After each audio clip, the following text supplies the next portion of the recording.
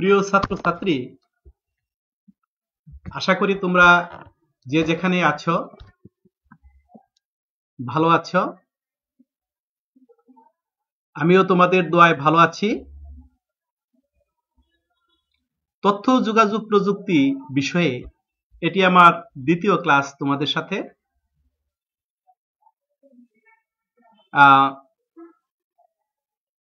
এই ক্লাসের শুরুতেই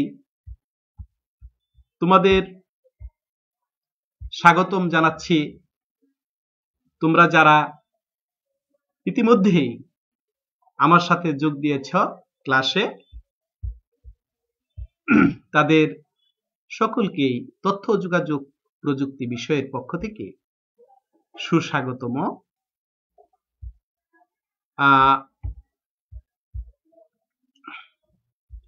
আমার পরিচয়টা প্রথম ক্লাসে আমি দিয়েছি, তারপরেও ক্লাসের নিয়ম অনুযায়ী তোমাদেরকে পুনরায় বলতে হয়। আমি ডক্টর মোহাম্মদ মুজাহারুল হক, সহকারী অধ্যাপক ও বিভাগীয় প্রধান, পদার্থবিজ্ঞান বিভাগ এবং আইসিটি বিষয়, লক্ষ্মীপুর সরকারি কলেজ, লক্ষ্মীপুর। তোমাদের পাঠ পরিচয়, তোমরা একাদশ শ্রেণীর ছাত্রছাত্রী। চতুর্থ অধ্যায়ে তোমাদের শুরু করেছি। চতুর্থ অধ্যায়ে আমরা যে বিষয়টি পড়ছি সেটি হচ্ছে ওয়েব ডিজাইন এবং এইচটিএমএল। এই চতুর্থ অধ্যায়ের শিরোনাম হচ্ছে ওয়েব ডিজাইন এবং এইচটিএমএল। এই ক্লাসটির সময় 45 মিনিট হলেও আমাদের 1 ঘন্টা সময় তোমাদের সাথে আমি আছি। 1 ঘন্টা সময়ের ভিতরে আমরা এই অধ্যায়ের বেসিক বিষয়গুলো আমরা জানার চেষ্টা করব, যে বিষয়গুলো একেবারেই প্রয়োজন এবং সৃজনশীল প্রশ্নের উত্তর করার ক্ষেত্রে যে বিষয়গুলো জানা না থাকলে তোমাদের উত্তরগুলো গোছালো হবে না, অর্থাৎ এলোমেলো হবে। সেই বিষয়গুলো প্রথমেই আমাদের জেনে নিতে হবে। তোমাদের প্রথম দিনই বলেছি এই অধ্যায়ে কিন্তু একটি প্রচুর ব্যবহারিক বিষয় আছে, যেগুলো সৃজনশীল প্রশ্নে উত্তর করতে হয়। এই ব্যবহারিক বিষয়গুলো তোমরা যদি ভালো করে মনে রাখতে চাও এবং পরীক্ষার খাতায় শুদ্ধভাবে লিখতে চাও, তাহলে অবশ্যই তোমাদের খাতা কলম নিয়ে বসতে হবে এবং বারবার লিখতে হবে। এই প্রোগ্রামিং ভাষাগুলা বারবার লিখলে বেশি মনে থাকে। মুখস্থ করলে হয়তো বা কিছুক্ষণ মুখস্থ থাকে, লেখার সময় গিয়ে দেখা যায় এলোমেলো হয়ে যায়, তখন অনেক নাম্বার কর্তন হয়। তাই আমার নির্দেশনা থাকবে এই ব্যবহারিক বিষয়গুলো,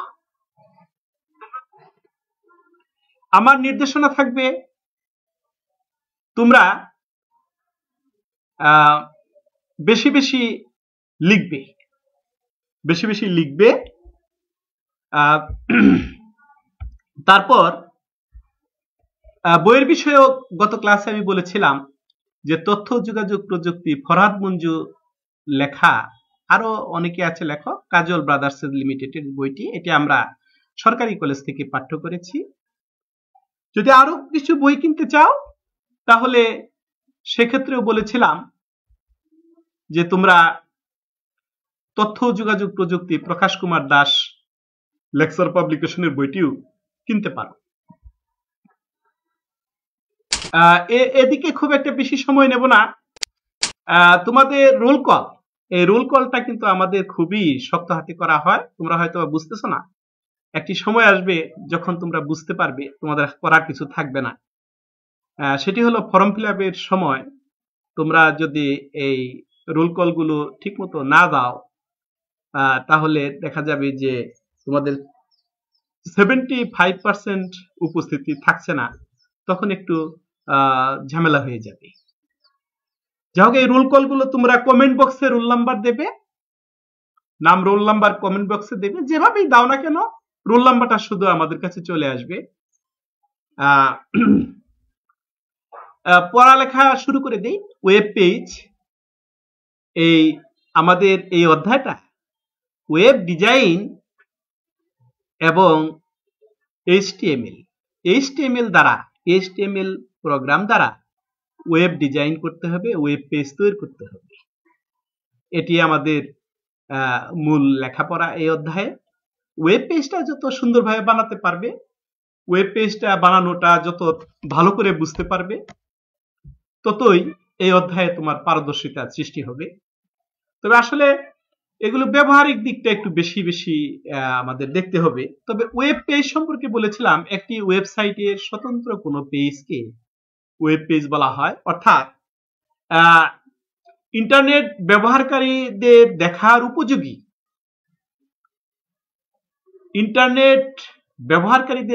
উপযোগী, ইন্টারনেটের সাথে সংযুক্ত বিভিন্ন দেশের সার্ভার কম্পিউটারে রক্ষিত ওয়েব ফাইলগুলোকে ওয়েব পেজ বলে। ওয়েব পেজ একটি তৈরি করে দেখিয়েও দিয়েছি গত ক্লাসে তোমাদের একটু স্মরণ করে দেখো, যারা ক্লাসে ছিলে তারা হয়তোবা মনে করতে পারছো। আরেকটা বিষয়, এই যে তোমাদের উপস্থিতিটা, এই উপস্থিতিটা ক্লাসমুখী করার চেষ্টা করবে। ক্লাসের উপস্থিতিটা সবচেয়ে গুরুত্বপূর্ণ বেশি। ক্লাসগুলো ধারাবাহিকভাবে হয় একটার পর একটা এবং সুন্দরভাবে প্রত্যেকটা স্যারই পড়িয়ে থাকেন।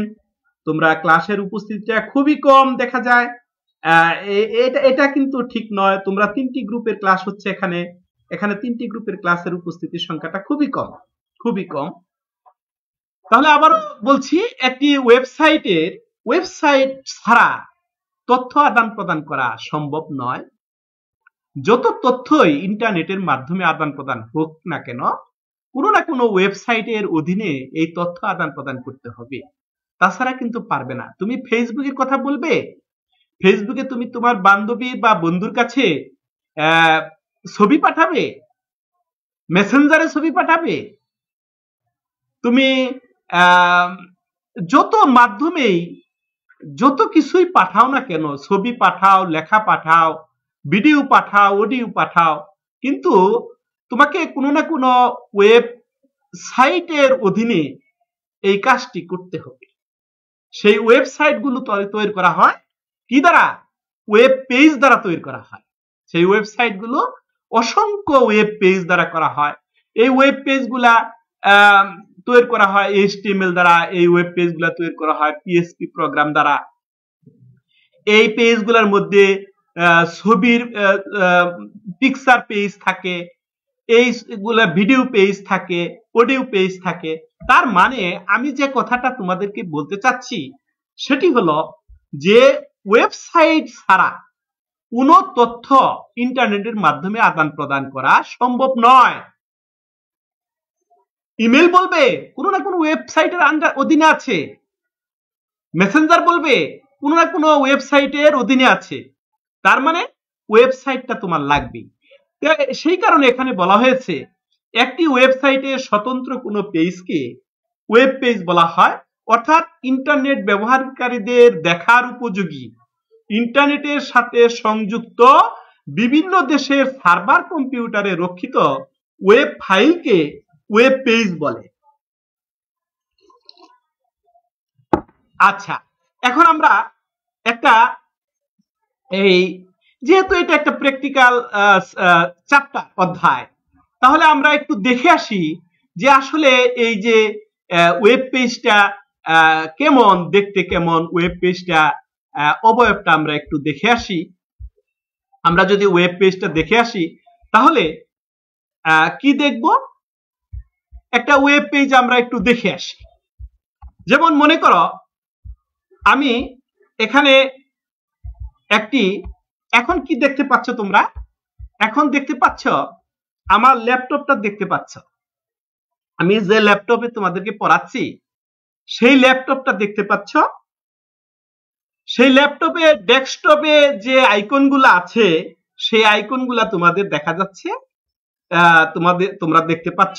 এখান থেকে দেখো এই যে স্ট্যাটাস বারের ভিতরে অনেকগুলো আইকন দেখা যায়। এর মধ্যে নোটপ্যাড এই আইকনটা, এই যে আমার পেন, খেয়াল করো সবাই, সবাই খেয়াল করো, এই হচ্ছে আমার পেন। এই পেনটা অর্থাৎ এটা হলো কার্সর বলে, কার্সর। এই কার্সরটা যখন আমি এই যে নোটপ্যাড অর্থাৎ এই আইকনটার উপরে রাখলাম এবং ক্লিক করলাম, সাথে সাথে এই নোটপ্যাডটা ওপেন হয়ে গেল এখানে। তো এই নোটপ্যাডে যদি আমি কিছু লিখি, তোমাদের অবশ্যই লেখার উপযোগী করে লিখতে হবে, অর্থাৎ একে ফন্টটা একটু বাড়িয়ে নিতে হবে। আমি ফন্টটা একটু বাড়িয়ে নিলাম, মনে করো আমি 28 ফন্ট অথবা 36 ফন্ট দিয়ে আমি এখানে লিখতে পারি। তো এই যে নোটপ্যাড, এটা উইন্ডোজ যখন কম্পিউটারে ইনস্টল করা হয় তখন এই কম্পিউটারের সাথেই এই নোটপ্যাডটা থাকে, এই সফটওয়্যারটা থাকে, এই ফাইলটা থাকে। তোমরা এই নোটপ্যাডের এই ফাইলটা ওপেন করার পরে এখানে হাতে লিখতে পারবে। মনে করো আমি এই যে একটা ব্র্যাকেট দিলাম, একটা ব্র্যাকেট দেখতে পাচ্ছ। যদি মনে করো যে এটা লেখাটা একটু ছোট দেখা যাচ্ছে, তাহলে সেটা আর একটু বড় করা যাবে। এই 72 দিয়ে যদি আমি এটা লিখি, তাহলে দেখা যাবে যে এখন আর একটু বড় দেখা যাচ্ছে। এটার মাঝে এটা কিন্তু আমরা 3 প্রকার ব্র্যাকেটের কথা জানি। আমরা কোন ব্র্যাকেটের কথা জানি? ফার্স্ট ব্র্যাকেটের কথা জানি আমরা। তারপরে কি ব্র্যাকেটের কথা জানি? আমরা সেকেন্ড ব্র্যাকেটের কথা জানি। তারপরে আমরা কোন ব্র্যাকেটের কথা জানি? আমরা থার্ড ব্র্যাকেটের কথা জানি। আমরা থার্ড ব্র্যাকেটের কথা, এই জ্ঞানগুলো আমাদের আছে। আরেকটা ব্র্যাকেট অর্থাৎ এই 3টা ব্র্যাকেট যে ব্র্যাকেটের ভিতরে রাখছি সেটাকে বলা হয় অ্যাঙ্গেল ব্র্যাকেট। এই HTML ভাষা লেখার সময় এই অ্যাঙ্গেল ব্র্যাকেট তোমাকে ব্যবহার করতে হবে। অ্যাঙ্গেল ব্র্যাকেট ব্যবহার করলে তুমি HTML ল্যাঙ্গুয়েজ লিখতে পারবা। তা আমরা একটু এটা একটু কমিয়ে দিয়ে কাজ করি, তারপরে দেখা যাবে একটু ছোট করে আমরা এখানে কাজ করি। একটা ওয়েব পেজ বানাবো। একটা ওয়েব পেজ কিভাবে তৈরি করতে হয় তোমরা প্রস্তুত থাকো। একটা ওয়েব পেজ কেমনে তৈরি করতে হয় সেটা ভালো করে দেখে নাও। আমি কিন্তু এখনো শুরু করি নাই ওয়েব পেজটা, শুরু কেবল একটা অ্যাঙ্গেল ব্র্যাকেট দিয়েছি। এই অ্যাঙ্গেল ব্র্যাকেটের ভিতরে HTML এই ভাষাটা লিখতে হবে, এই ভাষাটা লিখতে হবে।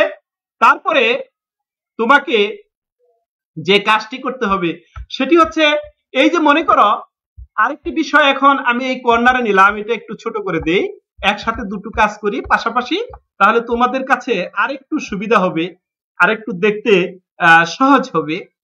সে ধরনের একটি কাজ করে দেই এখানে। সেটি হচ্ছে যে মনে করো আমরা এটাকে আরেকটু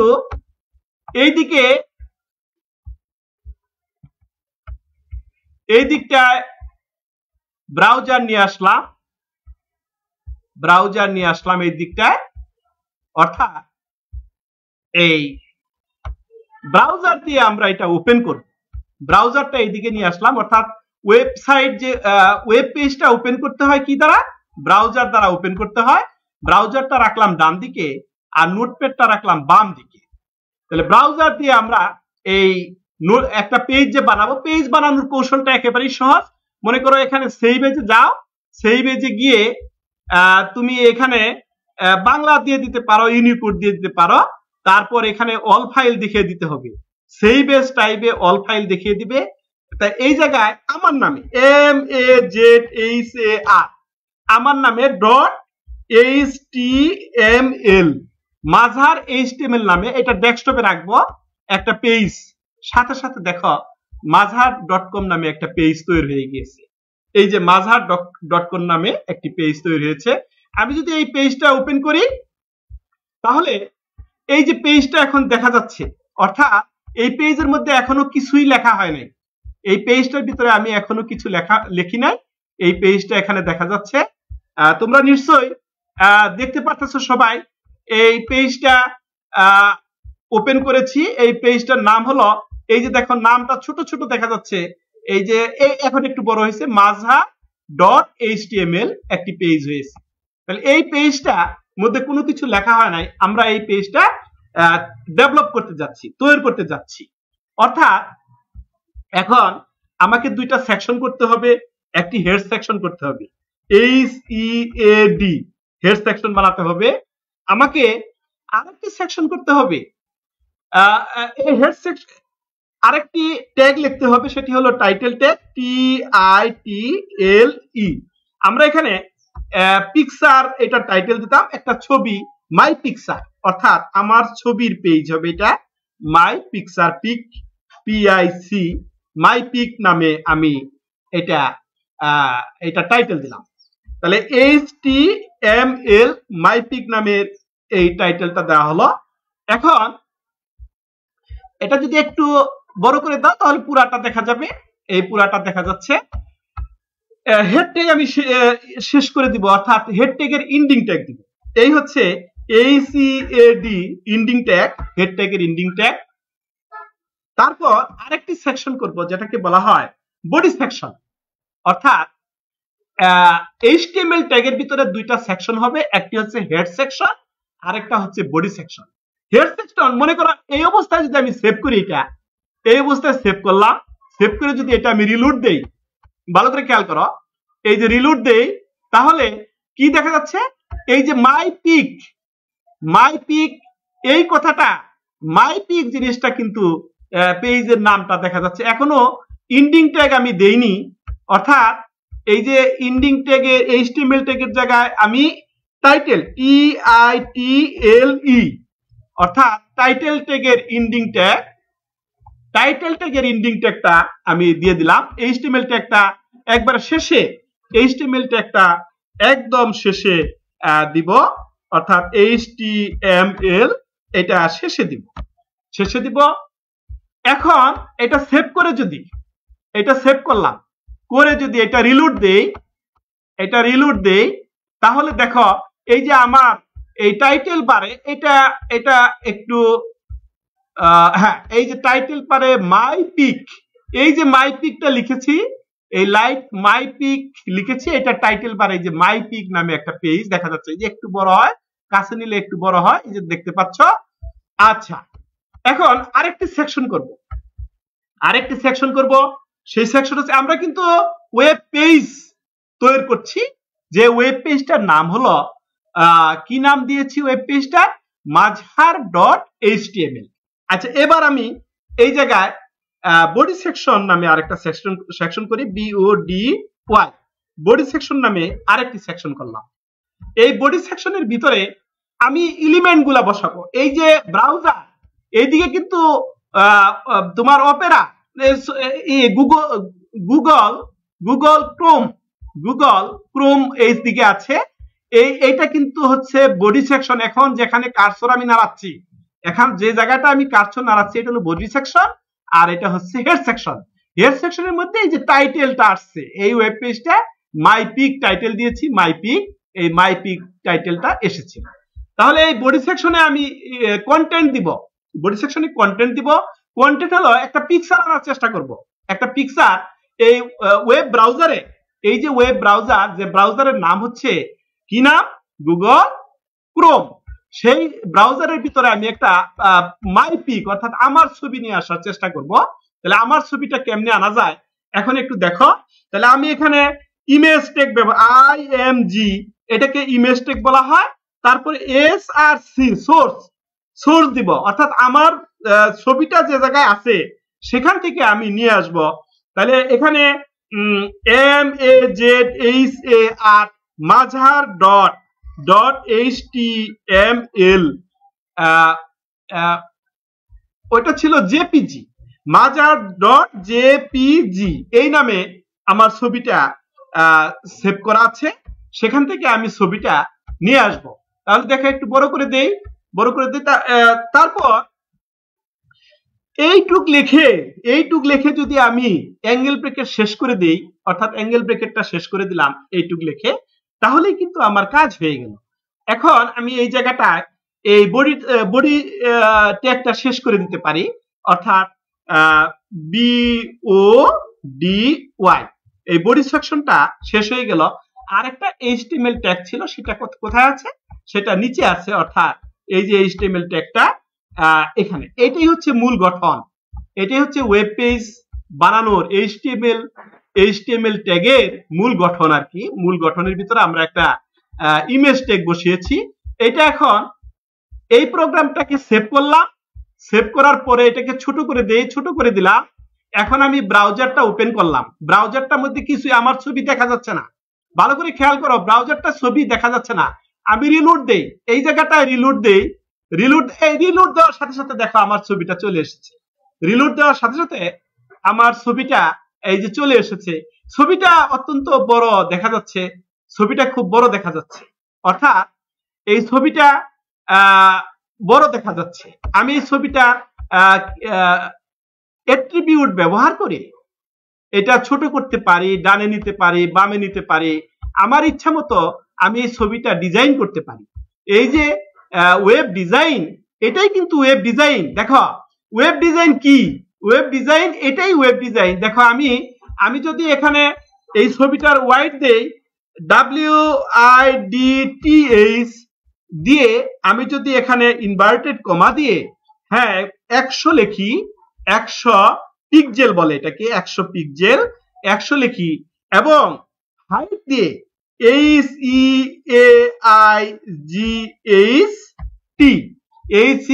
টা বেশি চলে আসছে, HEIGHT হাইট দিয়ে, এটা যেহেতু ওইদিকে চলে গেছে আমরা এটা নিচে একটু নামিয়ে নিয়ে আসি। হাইট দিয়ে যদি আমি দেখো ভালো করে খেয়াল করো, ইনভার্টেড কমা ছিল, ইনভার্টেড কমার ভিতরে আমরা এই কাজটি করতেছি, অর্থাৎ এই ইনভার্টেড কমার ভিতরে আমরা আরেকটি এটা নিচে নিয়ে গেলাম, নিচে নিয়ে গিয়ে HEIGHT এটা ব্যবহার করলাম। এটা ব্যবহার করে এখানে 100 দিলাম, এখানেও 100 দিলাম, অথবা 120 দিলাম, 120 পিক্সেল, 120 পিক্সেল। এখন আমি এটা ইন করে দিলাম। তারপরে কি করব, বডি ট্যাগটা যেহেতু কাটা গেছে আবার লিখি, BODY,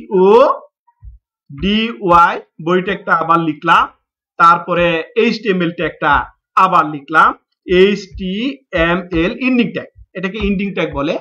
এই যে দেখো ওই তখন কাটা গিয়েছিল। এখন তাহলে এই ইমেজ ট্যাগের ভিতরে ওয়াইড 100, হাইট 120 দিয়েছি, ওয়াইড 100, হাইট 120 দিয়েছি। এবার যদি আমরা ব্রাউজারে যাই, এই যে সেই ব্রাউজারে গিয়ে যদি রিলোড দেই, তাহলে দেখো আমার ছবিটা ছোট হয়ে গেল, অর্থাৎ আমার ছবিটা 100 ওয়াইড 100 হাইট এই মাপে চলে এসেছে। তোমরা নিশ্চয়ই বুঝতে পারতেছ, যারা বুঝতে পারতেছ তারা সাথে সাথে কমেন্টে জানাবে, এবং রোল নাম্বার গুলা সব কমেন্টে দিয়ে দিবে। একই জিনিস না বুঝতে পারলে আবার বুঝাবো, আবার দেখাই দিব। তোমরা এই কমেন্টে কথাগুলো লিখে দিবে সাথে সাথে, যাতে আমি তোমাদেরকে বিষয়টা আবার বলতে পারি এবং দেখিয়ে দিতে পারি। তাহলে আমি যদি আমি একজন ডিজাইনার এখন, অর্থাৎ ওয়েব ডিজাইনার। আমি এই জায়গাটায় যদি কি দেই, 200 দিই, এই জায়গাটায় ওয়াইড দেই যদি 200, অর্থাৎ 200, আর এখানে যদি দেই 220 দিয়ে এখানে ফাইল মেনুতে যেতে হবে, সেভ করতে হবে। এই কাজগুলা কিন্তু সঠিকভাবে করতে হবে। তারপর যদি ব্রাউজারে যাই, এখন যদি ব্রাউজারে যাই এবং রিলোড দেই, তাহলে কি হয় ভালো করে খেয়াল করো। এখন যদি রিলোড দেই তাহলে ছবিটা দেখো একটু বড় হলো, একটু দেখার উপযোগী ছবি হলো, অর্থাৎ এখন তুমি ছবিটা দেখতে পারতেছো। এই ছবিটা অ্যালাইন করতে পারি আমি, এই ছবিটাকে কি দিতে পারি, অ্যালাইন দিতে পারি। মনে করো এই ছবিটাকে আমি কি করব, ALIGN অ্যালাইন যদি মিডল দেই, middle MIDDLE middle, align middle যদি দেই তাহলে কি হবে, তাহলে একটু দেখে আসি। এই যে অ্যাট্রিবিউট গুলো ব্যবহার করতেছি কিসের ভিতরে, ট্যাগের ভিতরে, তাহলে এই ছবিটার আকার কি দাঁড়াবে একটু দেখে আসি। এখন রিলোড দিলাম, ছবির তেমন কোনো সাড়া পাওয়া যাচ্ছে না। আচ্ছা, রাইট যদি, যে মিডলটা যেহেতু নেয়নি, তাহলে রাইট যদি দেই, GHT, হ্যাঁ রাইট দিলাম, রাইট দিয়ে এটা আবার সেভ করতে হবে এবং একই সাথে এটাকে তোমার রিলোড দিতে হবে। তাহলে দেখো ছবিটা ডান দিকে চলে গেল। তাহলে একটু সারা দিয়েছে, এখন ছবিটা কোন দিকে চলে গেল? ছবিটা ডান দিকে চলে গেল, অর্থাৎ এই ছবিটা ডানে চলে এসেছে, একবারে একদম ব্রাউজারের ডানে চলে আসছে। আর যদি লেফট দেই তাহলে বাম দিকে যাবে, টপ দিয়ে উপরে থাকবে, মিডল দিয়ে মাঝে থাকার কথা ছিল, কিন্তু এখানে কিছু পূর্ণাঙ্গ কোড না লেখা পর্যন্ত সঠিক কাজ পাওয়া যাবে না, পূর্ণাঙ্গ কোড লিখতে হবে। তাই এখানে পূর্ণাঙ্গ কোড লেখা হয়নি, এই কারণে সবগুলো তোমার অ্যাট্রিবিউট সে গ্রহণ করবে না। আচ্ছা, যাই হোক, আমরা পুনরায় আবার ক্লাসে ফেরত আসি। পুনরায় ক্লাসে যেখানে ছিলাম সেই ক্লাসে আবার পুনরায় ফেরত আসবো। আমরা ক্লাসে ফেরত আসার পূর্বে তোমাদের একটি বিষয় এখানে দেখানো হলো, একটি ক্লাসে আবার পুনরায় আমরা ফেরত আসি। যে জায়গাটা আমরা ছিলাম সেটি হচ্ছে ওয়েব পেজ। একটা ওয়েব পেজ আমরা ইতিমধ্যেই দেখে আসলাম। ওয়েব পেজ, এই জায়গায় আমরা ছিলাম। একটি ওয়েবসাইটের স্বতন্ত্র কোনো পেজকে ওয়েব পেজ বলা হয়, অর্থাৎ ইন্টারনেটের ব্যবহারকারীদের দেখার উপযোগী, ইন্টারনেটের সাথে সংযুক্ত বিভিন্ন দেশে সার্ভার কম্পিউটারে রক্ষিত ওয়েব ফাইলকে ওয়েব পেজ বলা হয়। তাহলে আমরা এখানেই কিন্তু পড়ালেখাটা শুরু করেছিলাম ওয়েব পেজ। তাহলে ওয়েব পেজ সম্পর্কে জানলাম। এই ওয়েব পেজের প্রকারভেদ আছে। ওয়েব পেজের প্রকারভেদ, অর্থাৎ ওয়েব পেজ দুই প্রকার, যথা static web page, dynamic web page. Static web page আর ডাইনামিক ওয়েব পেজ, এই দুই প্রকার ওয়েব পেজ আছে। কয় প্রকার ওয়েব পেজ আছে? কয় প্রকার ওয়েব পেজ? কে কে আছো আমার সাথে? হ্যাঁ, কয় প্রকার ওয়েব পেজ আছে বলো, কে কে আছো আমার সাথে? হ্যাঁ, উত্তর দাও।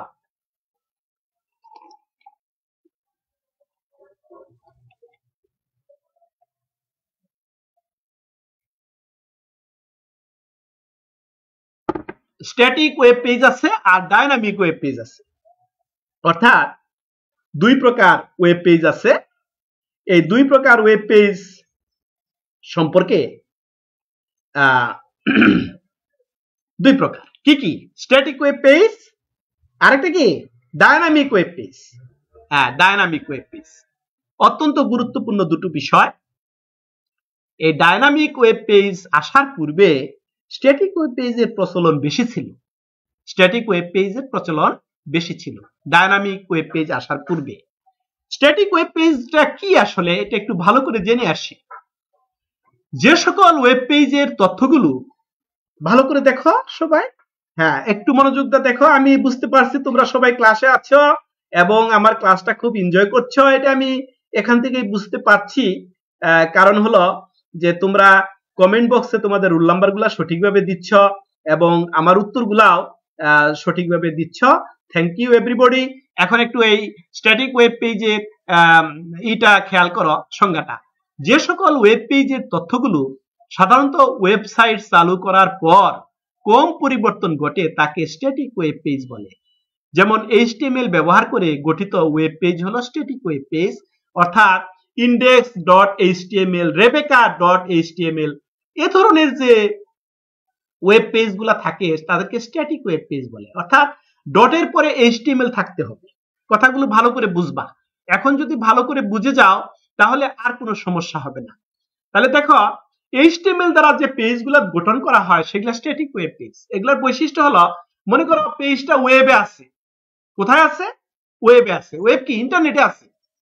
ইন্টারনেটে পেজটা আছে, কোন একটা ইন্টারনেটের কম্পিউটারে আছে, সার্ভার কম্পিউটারে আছে। তখন পেজটা ওপেন করার পরে সেখানে যথেষ্ট পরিবর্তন করতে পারবা না, এই সামান্য কিছু পরিবর্তন করা যায়। হ্যাঁ, যথেষ্ট পরিবর্তন করতে পারবা না, অর্থাৎ স্ট্যাটিক, স্থির হয়ে থাকে। ওয়েব পেজটা ইচ্ছা মতো পরিবর্তন করা যায় না, স্বাধীনতা লঙ্ঘিত হয়, অর্থাৎ তুমি স্বাধীন না। এগুলা হচ্ছে .html দ্বারা এই পেজগুলা তৈরি করা হয়। আচ্ছা, আবার আমরা দেখি dynamic web page. Dynamic web page সম্পর্কে জানার চেষ্টা করি। যে সকল ওয়েব পেজের তথ্যগুলো, ওয়েব পেজে তথ্য থাকে, এটা তো তোমরা আমার সাথে একমত, তাই না? বলতে পারবা?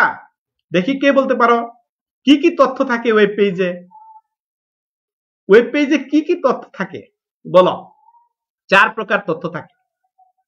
হ্যাঁ, 1 নাম্বার হচ্ছে কোনো লেখা, যে কোনো ধরনের লেখা, সেটা অ্যাপ্লিকেশন হোক, সেটা লেটার হোক, সেটা রচনা হোক, যে কোনো ধরনের লেখা। আরেকটা কি থাকে? ছবি, পিকচার। আর কি থাকে? ভিডিও থাকে। আর কি থাকে? অডিও থাকে। এই 4 প্রকার তথ্য নিয়ে একটি ওয়েব পেজ থাকে। এই হাজার ওয়েব পেজ নিয়ে একটা ওয়েবসাইট তৈরি হয়। যে সকল ওয়েব পেজ এর তথ্যগুলো সাধারণত ওয়েবসাইট চালু করার পর বেশি পরিবর্তন ঘটে, তাকে ডাইনামিক ওয়েব পেজ বলে। ভালো করে খেয়াল করো। হ্যাঁ, সকল ছাত্র ভালো করে খেয়াল করো। তোমাদের উপস্থিতির হারটা খুবই কম। আর্টসের, সায়েন্সের, কমার্সের ছাত্রগুলো 3 গ্রুপের ছাত্রের সংখ্যা খুবই কম দেখা যাচ্ছে। তাহলে দেখো, যে সকল ওয়েব পেজের তথ্যগুলো সাধারণত ওয়েবসাইট চালু করার পর বেশি পরিবর্তন ঘটে, তাকে ডাইনামিক ওয়েব পেজ বলে। যেমন PSP, hyper text pre processor, MySQL, ASP ইত্যাদি ব্যবহার করে গঠিত ওয়েব পেজগুলো হলো ডাইনামিক ওয়েব পেজ। অর্থাৎ index.php, index.asp, index.mysql, index. এই যে rebecca.asp, rebecca.php, এ ধরনের যে পেজগুলো তৈরি করা হয় সেগুলো হচ্ছে ডাইনামিক ওয়েব পেজ। এই ডাইনামিক ওয়েব পেজের প্রধান বৈশিষ্ট্য হলো যেটা এই পেজটা যখন ইন্টারনেটে থাকবে, ইন্টারনেটে যখন পেজটা থাকবে তখন এই পেজটা তুমি যথেষ্ট পরিবর্তন করতে পারবা, ইচ্ছা মতো পরিবর্তন করতে পারবা। এই সুবিধাটা ডাইনামিক ওয়েব পেজে আছে। যেমন আমি এখন ডাইনামিক ওয়েব পেজের মাধ্যমে ক্লাসটা তোমাদের নিচ্ছি, কিন্তু তোমাদের একটি জিনিস খেয়াল আছে, ওয়েবসাইট ছাড়া কোনো কার্যক্রম করা যাবে না। তাহলে আমি যে ক্লাসটা নিচ্ছি এখন, এটা কিন্তু ওয়েবসাইটের অধীনেই নেওয়া হচ্ছে। ওয়েবসাইটের অধীন ছাড়া, ওয়েবসাইটের মাধ্যম ছাড়া কিন্তু আমি ক্লাসটা নিতে পারছি না। তাই এই ওয়েবসাইট, ডাইনামিক ওয়েবসাইটে এই যে আমি বারবার এক জায়গা থেকে আরেক জায়গায় চলে যাচ্ছি, পাওয়ার পয়েন্ট থেকে চলে যাচ্ছি নোটপ্যাডে, নোটপ্যাড থেকে চলে যাচ্ছি আমি এই যে ওবিএসে চলে যাচ্ছি, সেখান থেকে আবার চলে যাচ্ছি ব্রাউজারে, এই যে বিভিন্ন দিকে চলে যাচ্ছি এবং বিভিন্ন পরিবর্তনগুলা করছি, এই লেখার পরিবর্তন করছি, তারপরে এই যে বিভিন্ন কাজগুলা করছি। এটা কি কারণে করতে পারছি? আমি একটা ডাইনামিক ওয়েবসাইটের মাধ্যমে তোমাদের এই ক্লাসটা পরিচালনা করছি বলেই এই কাজটা কিন্তু আমি করতে পারছি। তোমরা কি আমার কথা বুঝতে পারতেছ? তাহলে ডাইনামিক ওয়েব পেজ সম্পর্কে আমাদের ধারণা হয়ে গেল। কি ধারণা হয়ে গেল বলো? ডাইনামিক ওয়েব পেজ সম্পর্কে আমাদের ধারণা কিন্তু হয়ে গেল। ডাইনামিক ওয়েব পেজ হচ্ছে, ডাইনামিক ওয়েব পেজ হচ্ছে সেই সকল ওয়েব পেজ, যে সকল ওয়েব পেজের তথ্যগুলো সাধারণত ওয়েবসাইট চালু করার পর বেশি পরিবর্তন ঘটে, তাকে ডাইনামিক ওয়েব পেজ বলে। এবং এগুলো পিএসপি, এএসপি এগুলা দিয়া চালানো হয়। এখন তোমরা হয়তো মনে মনে বলতেছো, স্যার পিএসপি তো হাইপার টেক্সট প্রি প্রসেসর লিখে দিচ্ছেন, মাইএসকিউএল লিখে দেন নাই কেন, এএসপি লিখে দেন নাই কেন? হ্যাঁ, বলে দিচ্ছি, এগুলা সহজ। এগুলা হচ্ছে, এটা একটু কঠিন কেন জানো? এটা দেখো, এই পিতে এই যে এইচ একটা আগে হইছে হাইপার টেক্সট, তারপরে পি আসছে প্রি প্রসেসর, এই পি আসছে, এই পি আসছে, এটা একটু উল্টাপাল্টা আছে। যারা এটা তৈরি করছে তারা এইভাবে তৈরি করছে, এই কারণে এটা আমি লিখে দিয়েছি। আর এইগুলা হচ্ছে সহজ। মাইএসকিউএল হচ্ছে মাই স্ট্রাকচার কোয়ারি ল্যাঙ্গুয়েজ, আর এটা হলো অ্যাক্টিভ সার্ভার পেজ। এটা হচ্ছে ওই যে উইন্ডোজের যে বিল গেটস তা সে এটা প্রচলন করছে, ঠিক আছে?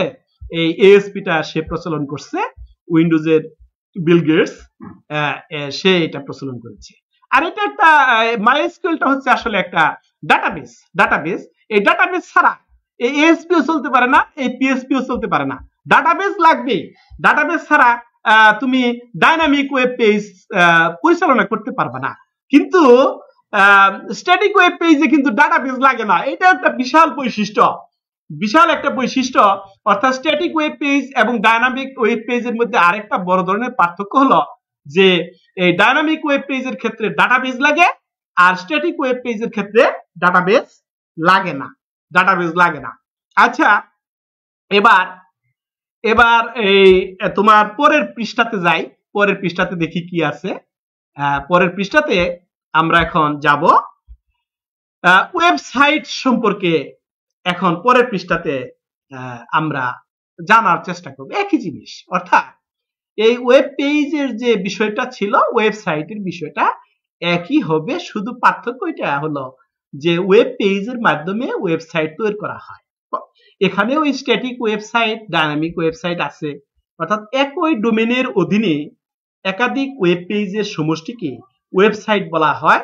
অর্থাৎ ইন্টারনেটের সাথে যথাযথভাবে সংযুক্ত কোনো কম্পিউটারের বরাদ্দকৃত স্পেস বা লোকেশন যাতে এক বা একাধিক ওয়েব পেজ সংরক্ষণ করে রাখা যায় তাকে ওয়েবসাইট বলে। যেমন www.google.com, এই যে www.google.com এটা একটা ওয়েবসাইট। আবার তোমরা যে ফেসবুক চালাও, এই যে ফেসবুক লাইভে আছো তোমরা এখন, এটাও কিন্তু www.facebook.com, কথা বুঝছো? তাহলে এগুলো হচ্ছে ওয়েবসাইট। তাহলে ফেসবুকে যে এত কার্যক্রম করো সেটা একটা মাত্র ওয়েবসাইটের মাধ্যমে পরিচালিত হয়, তার নাম হচ্ছে কি www.facebook.com। তারপরে আইডি খোলো, এর ভিতরে আইডি খোলা মানে পেজ খোলা, বিভিন্ন অনেকগুলা পেজ দিয়ে আবার ছোট ছোট এক একটা পেজ খোলা, এক একটা অংশ খোলা, কিন্তু সেগুলা কিন্তু ওয়েবসাইট বলতে পারবা না। ওয়েবসাইট হলো কোনটা? www.facebook.com, এটা হচ্ছে ওয়েবসাইট। আচ্ছা, ওয়েবসাইটের প্রকারভেদের ক্ষেত্রে আসলে আবার সে একই জিনিস পাবে। ওয়েবসাইট দুই প্রকার পাবে, স্ট্যাটিক ওয়েবসাইট পাবে, ডাইনামিক ওয়েবসাইট পাবে। এক্ষেত্রে এখানে ওই ওয়েব পেজে যা পেয়েছো সেই ধরনের সংজ্ঞাই আছে। যেমন মনে করো যে সকল ওয়েবসাইটের তথ্যগুলো সাধারণত ওয়েবসাইট চালু করার পর কম পরিবর্তন ঘটে তাকে স্ট্যাটিক ওয়েবসাইট বলে। যেমন HTML ব্যবহার করে গঠিত ওয়েবসাইট হলো স্ট্যাটিক ওয়েবসাইট। ঠিক আছে, বুঝতেছো তোমরা? কে কে আছো? তাহলে দেখো, যে সকল ওয়েবসাইটের তথ্যগুলো সাধারণত ওয়েবসাইট চালু করার পর কম পরিবর্তন ঘটে তাকে স্ট্যাটিক ওয়েবসাইট বলে। আবার এটাই স্ট্যাটিক ওয়েব পেজও আমরা দেখে আসছি, প্রায় একই ধরনের, এটাও HTML দ্বারা তৈরি করা হয়। আর ডাইনামিক ওয়েবসাইটের সংজ্ঞাটা একটু ভালো করে দেখো। যে সকল ওয়েবসাইটের তথ্যগুলো সাধারণত ওয়েবসাইট চালু করার পর বেশি পরিবর্তন ঘটে তাকে ডাইনামিক ওয়েবসাইট বলে। যেমন PHP, MySQL, ASP ইত্যাদি ব্যবহার করে গঠিত ওয়েবসাইট হলো ডাইনামিক ওয়েবসাইট। একটু মনোযোগ দিয়ে খেয়াল করো, ওয়েব পেজের যে পার্থক্যটা পড়ে এসেছো, সংজ্ঞাটা পড়ে এসেছো, সেই সংজ্ঞাটাই ওয়েবসাইটের ক্ষেত্রেই আছে, শুধু সামান্য পরিবর্তন হলো যে ওয়েব পেজের জায়গায় ওয়েবসাইট তোমাদের একটু কৌশলে লিখে দিতে হবে। আচ্ছা, এবার আসি ওয়েবসাইটের সুবিধা। এটা একটা গুরুত্বপূর্ণ বিষয়। এটা সৃজনশীল প্রশ্নের উত্তর যখন করবা তখন দেখা যায় সুবিধাগুলা জানা থাকলে অনেক দুর্বোধ্য সৃজনশীলের প্রশ্নেও তুমি সুন্দর করে দু চার কথা বানিয়ে লিখে দিয়ে আসলে পূর্ণাঙ্গ নাম্বারও পেতে পারো। ঠিক আছে? তাই কখন কমন পড়বে কখন কমন পড়বে না এটা তো আর তোমাদের জানা নেই, তাই না? তাই সমস্ত বিষয়গুলোই বুঝতে হবে এবং জানতে হবে। সৃজনশীল মানেই হলো তুমি জানো কিনা সেটা প্রমাণ করতেছে, তুমি মুখস্থ করতে পারো কিনা বা মুখস্থ রেখেছো কিনা সেটা কিন্তু প্রমাণ করার জন্য সৃজনশীল চালু হয় নাই। সৃজনশীল চালু হয়েছে কি জন্য? সৃজনশীল চালু হয়েছে তুমি বিষয়বস্তুটা বুঝো কিনা এবং বিষয়বস্তুটা বোঝার পরে তুমি তার উপরে কিছু লেখার অভ্যাস গড়ে তুলতে পারছো কিনা, এইটা পরীক্ষা করার জন্য সৃজনশীল চালু হয়েছে। সেই অবস্থান থেকে আমরা বারবার সরে যাই। আমরা বারবার সরে গিয়ে বিষয়বস্তু বুঝতে চেষ্টা না করে আমরা মুখস্থ বিদ্যার দিকে ধাবিত হই।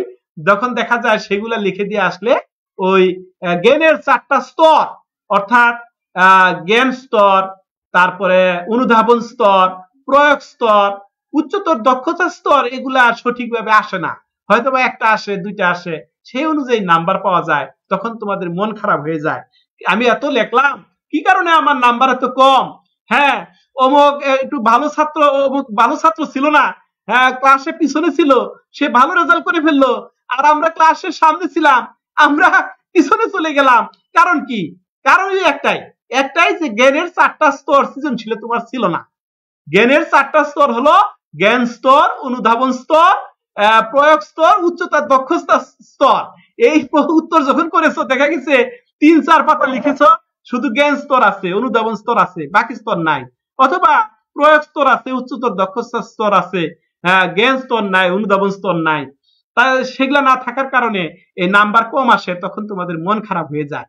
তাই এই বিষয়গুলো তোমাদের অত্যন্ত যৌক্তিকভাবে দক্ষতার সাথে খেয়াল করতে হবে এবং পড়ার সময় অনুধাবন করতে হবে যে আমি সঠিক লাইনে পড়তেছি কিনা, না আমি এলোমেলো পড়তেছি। এলোমেলো পড়তেছি, যাহা আমার কাছে চায় সে অনুযায়ী আমি পড়তেছি কিনা। অর্থাৎ আমার কাছে চাচ্ছে যে আমি সৃজনশীল বানাবে আমাকে, আমি আর সৃজনশীল হচ্ছি কিনা, না আবার সেই মুখস্থ বিদ্যায় চলে যাচ্ছি, এই নোটের বস্তা ব্যাগের মধ্যে নিয়ে নিয়ে ঘুরতেছি, এই অবস্থায় চলে গেছি। এই অবস্থায় যদি চলে যাও তাহলে নাম্বারটা ওই রকমই আসবে। এই যে আমাদের লক্ষ্মীপুর সরকারি কলেজের এত সুন্দর সুন্দর স্যার এখানে আছে অনেক, তারপরেও রেজাল্টটা প্রত্যাশিত হয় না।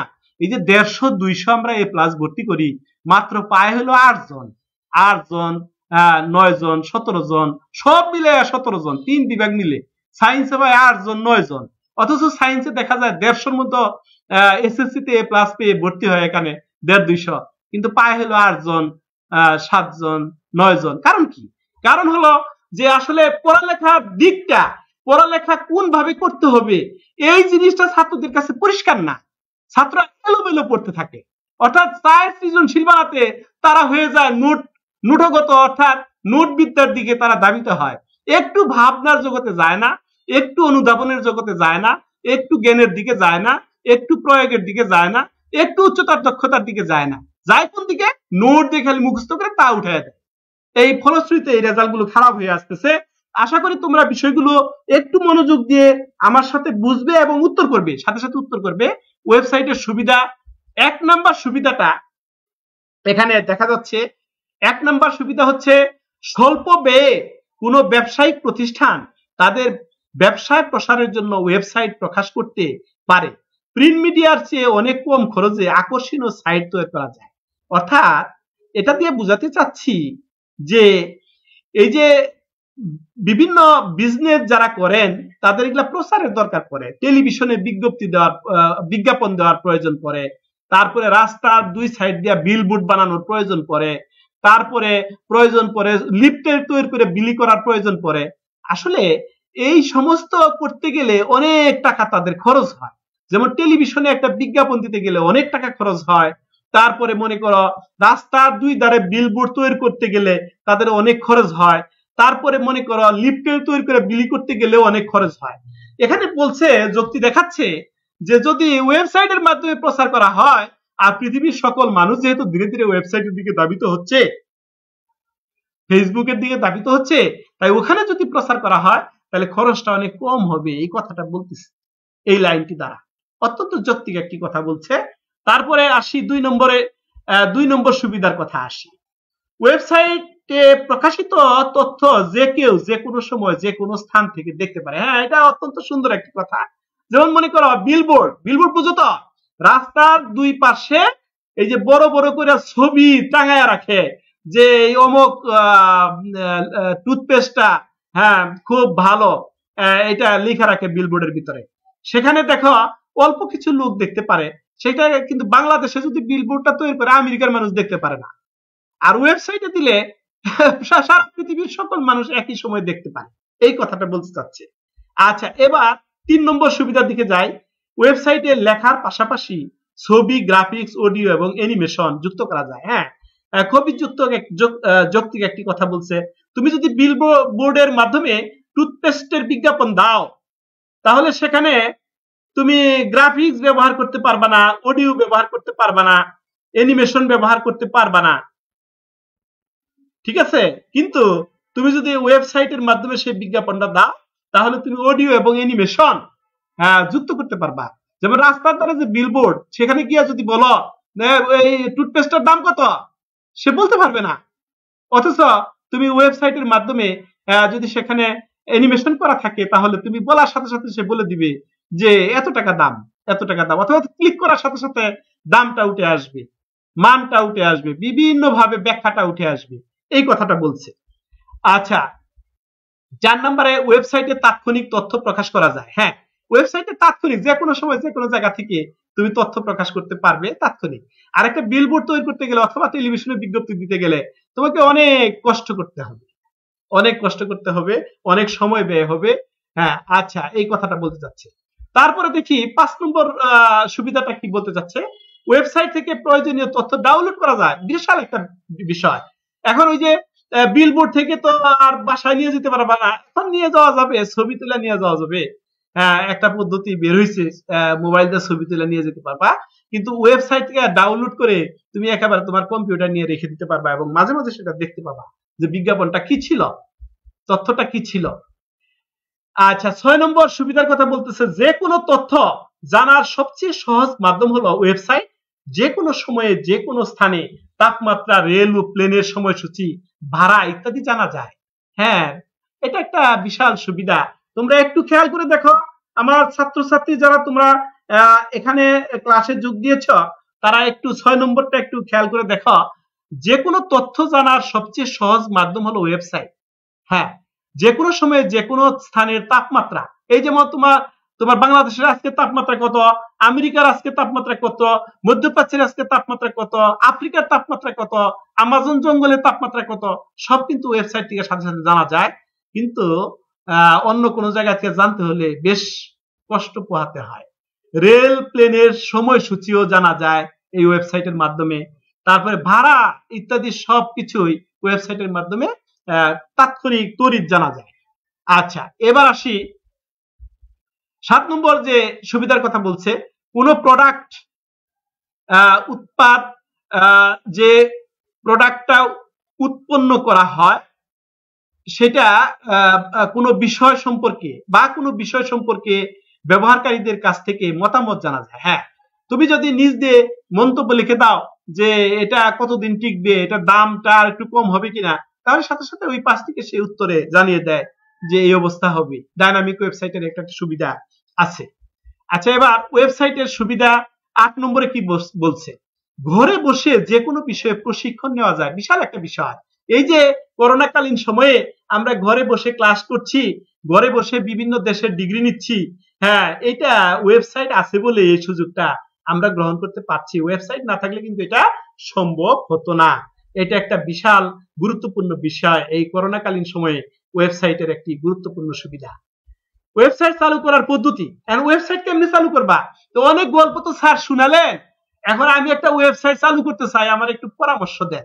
এটা এখন তোমাদের প্রশ্ন, ঠিক কিনা? আচ্ছা, তাহলে সেই পরামর্শ, 1 নম্বর পরামর্শ হলো প্রথমে একটি ডোমেইন নেম রেজিস্ট্রেশন করতে হবে।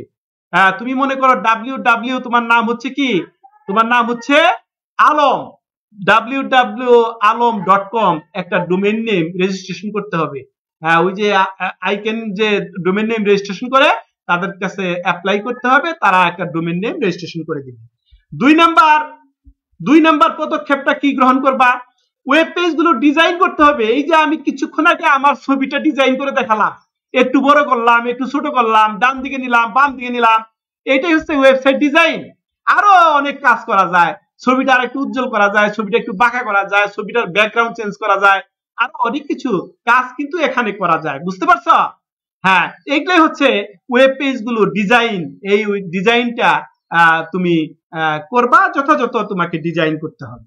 তারপরে ওয়েব পেজ গুলো হোস্টিং বা সার্ভার কম্পিউটার রাখতে হবে। এখন তোমাকে খুঁজতে হবে, এই যে ওয়েব পেজটা তৈরি করেছ, কি ওয়েব পেজ তৈরি করছো কিছুক্ষণ আগে, mazhar.html যে একটা ওয়েব পেজ তৈরি করলাম, এটা আমি এই ওয়েব পেজটা বা ওয়েবসাইটটা আমি কোন সার্ভারে, অর্থাৎ কার কম্পিউটার 24 ঘন্টা চালু থাকে, কম্পিউটারের সাথে কার কম্পিউটারে cPanel নামক একটা সফটওয়্যার আছে, সেইটা খুঁজে বের করতে হবে।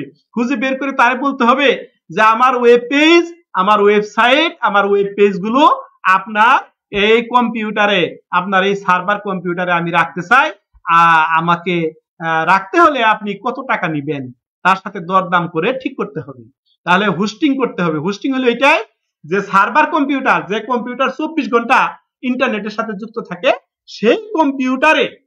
সেই কম্পিউটারে এই ওয়েব পেজ এবং ওয়েবসাইট হোস্টিং করতে হবে। তারপরে আসি হলো ওয়েবসাইটটি আরো বেশি প্রচারমুখী করার জন্য সার্চ ইঞ্জিনে সাবমিশন করতে হবে। এখন এই যে তুমি ওয়েবসাইট রেজিস্ট্রেশন করলা, ওয়েব পেজ ডিজাইন করলা, তারপরে হোস্টিংও করছো, কিন্তু ওই হোস্টিং এর ওই কম্পিউটারে চুপ করে বসে থাকবে, কেউ জানতেও পারলো না যে তুমি একটা ওয়েবসাইট বা ওয়েব পেজ বানিয়েছো। এখন তাহলে সার্চ ইঞ্জিনে যখনই তুমি দিয়ে দিবা, দাখিল করবা, অর্থাৎ সার্চ ইঞ্জিনকে জানিয়ে দেওয়া যে আমি একটা ওয়েবসাইট বানাইছি, আমি একটা ওয়েব পেজ তৈরি করেছি, এটা সার্চ ইঞ্জিনকে জানিয়ে দেওয়া। যা সার্চ ইঞ্জিন যারা সার্চ ইঞ্জিন পরিচালনা করে তারা এটা জানার সাথে সাথে তারা এটা প্রচার করা শুরু করবে। অর্থাৎ তুমি যে সমস্ত এলিমেন্ট নিয়ে তোমার ওয়েবসাইটটা বানিয়েছ, সেই সমস্ত এলিমেন্ট বা কন্টেন্ট দিয়ে যদি সার্চ করে, তাহলে তোমার ওয়েব পেজ বা ওয়েবসাইটটা তার কম্পিউটারে চলে যাবে। দুনিয়ার সকল মানুষের কম্পিউটার যদি ইচ্ছা করে, সকল মানুষের কম্পিউটারে সে দেখতে পাবে, ইন্টারনেটের মাধ্যমে দেখতে পাবে। এই হচ্ছে ওয়েবসাইট চালু করার পদ্ধতি। আশা করি তোমরা এই বিষয়গুলো বুঝতে পারছো। বিষয়গুলো সহজ হলেও এটা যদি অনুধাবন না থাকে, তাহলে কিন্তু এগুলো লেখার সময় একটু জটিলতা সৃষ্টি হয়ে যায়, একটু ভুল ভ্রান্তি হয়ে যাওয়ার সম্ভাবনা থাকে। এবার আসি আমরা বেশ কয়েকটা গুরুত্বপূর্ণ শব্দ নিয়ে আসি। প্রথম শব্দটা কি শব্দ হচ্ছে বলো? প্রথম শব্দটা হচ্ছে ওয়েব সার্ভার।